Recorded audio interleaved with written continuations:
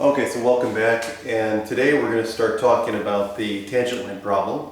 And so we're going to start talking about what's called a secant line or secant lines. Okay, so let's take an example of where we have this curve. So the curve that we're interested in is the red one. Okay, so we've got this curve, and we want to find the slope of the tangent line that goes through the point at x equals a, which is represented by this black point here. Okay, so right here. Okay, so notice that it goes to the point a, comma, f of a. So this point here, f, comma, a, comma, f of a. That would represent that point. Okay, so we want to find, the green line is the tangent line. So we want to find the slope of that line. Well, we don't have the tools to do that. So let's think about the secant line. Okay, a secant line is any point, any line that goes through 2 points on a curve. Okay, so the purple line would represent what we would call a secant line. Okay, so let's use the idea of a secant line and see if we can use that to approximate the slope of the tangent line. See where that takes us. Let's investigate this problem. Okay, so let's start with that. Okay, so we pick some point, a distance from A. We call this within a neighborhood of A, let's say. So let's take a value of x, let's call it x. Okay, and so this point here would be x, comma, f of x, right? So there's f of x that goes out to this point. So this point is represented by this ordered pair, okay? And so now we want to find the slope of this secant line. So it's a linear line, it's a straight line, so we can use the slope formula. So in the slope formula, so the slope, and I'm going to put a subscript sec or SEC for secant line. So the slope of the secant line is equal to, again, you should know the slope formula from your days of algebra. So it's the difference in the y's divided by the difference in the x's. So this is going to be f of x minus f of a, and then divided by the difference x minus a. Okay? And so that is the slope of the secant line. Okay? Now, what happens if we choose a different value of x that is closer? What if I choose that point for my x? Let's call that x2. So we'll call this x1, and we'll call this x2. So this will be another point, and so this will be through another secant line, and this will be this.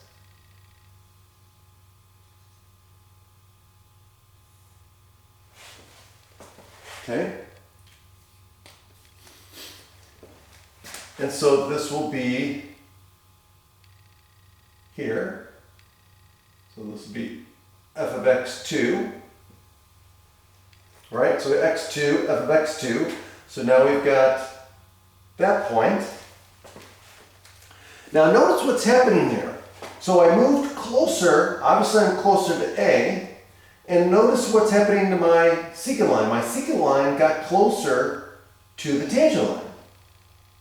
Okay, so that's good, that's interesting. Okay, so what happens here is it seems as I get closer, if I pick an x value closer and closer to A, my secant line is getting closer and closer to the tangent line. Okay, so how good of an approximation my slope of the secant line is depends on how close I am to A. Okay, so this is important. Okay, so we're actually going to use the slope of the secant line to help approximate the value of the slope of the tangent line. Okay, so again, remember, the secant line is any 2 points on a curve that we can use to estimate the slope of the secant line that connects those two lines. So that is the secant line. A secant line is a line that connects any 2 points on a curve. Okay. The tangent line is the line that goes through exactly 1 point on the curve. Okay. And only 1 point on the curve. Okay. So let's practice finding the secant line. So here we want to estimate. So let's use this example. So we've got this curve, the parabola x squared, f of x equals x squared, and we want to approximate what is the slope at x equals 1, which means the point that we're interested in is going to be 1, 1. Right? So we want to approximate the slope of the tangent line by using the slope of a secant line that also goes through this point. And we're going to use both of these points here. So we're going to do, first we're going to say, hey, let's do the secant line that passes through this point and this point, and let's find the slope of that line. So again, we're going to find the slope of the secant line. Okay? And notice where this point is. Okay, where x is, so that's at 2. X is equal to 2 here. So the slope is going to be what? It's going to be the difference in the y's, so 1 minus 4 divided by the difference in the x's. And so this is going to be negative 3 over negative 1. So that's going to be a slope of the secant line is going to be equal to 3. Okay? So that's going to be, again, an approximation for the slope at x, the slope of the tangent line at x equals 1. Okay, now, let's use this point. So let's find the slope of the secant line here. Okay, so again, I'm going to set up my slope formula. So it's going to be the difference in the y. So it's going to be 1 minus 9/4 divided by 1 minus 3/2. And so what am I going to get? Here I'm going to get what?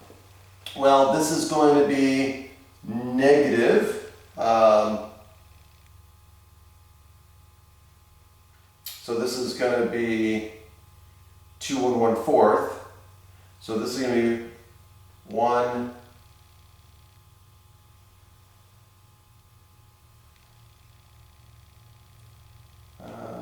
hold on a second. Yeah, so this is 9/4. So that's going to be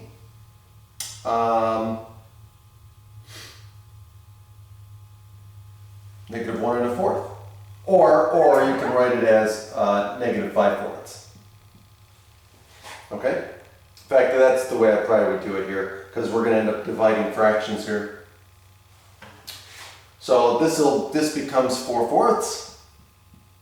So we get negative 5/4. Here we would change this to 2/2.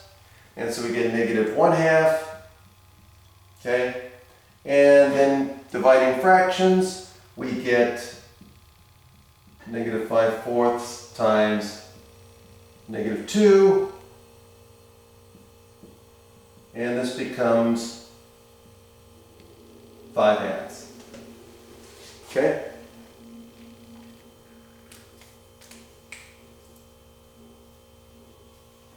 Okay, so here the slope of the tangent line is 3.